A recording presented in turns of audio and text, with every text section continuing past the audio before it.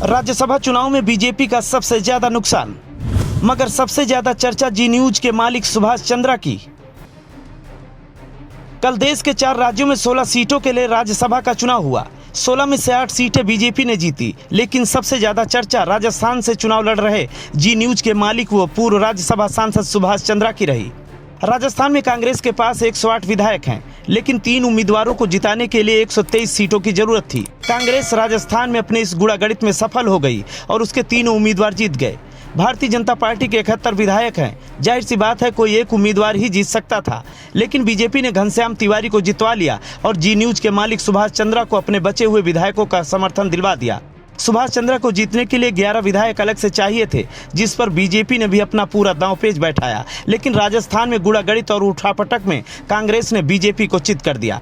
लिहाजा पूर्व राज्यसभा सांसद सुभाष चंद्रा हार गए। राज्यसभा में अभी तक भारतीय जनता पार्टी के 95 सदस्य थे, लेकिन अब घटकर 91 हो गए हैं। मतलब 4 सीटों का बीजेपी को अभी तक नुकसान हो चुका है।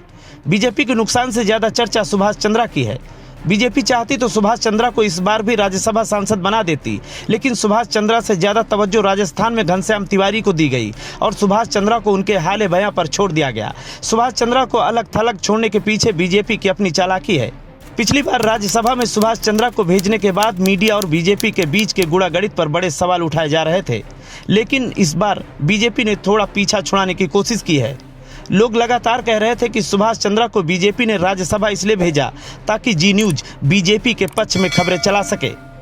राजस्थान में बीजेपी को अपनी चाणक्य नीति पर पूरा भरोसा था। उन्हें लग रहा था कि 11 विधायक अपने पक्ष में करना उनके बाएं हाथ का खेल है, लेकिन उनका पूरा गुड़ागणित और आंकड़ा राजस्थान में फेल हो गया और सुभाष चंद्रा की भारी बेइज्जती हो गई।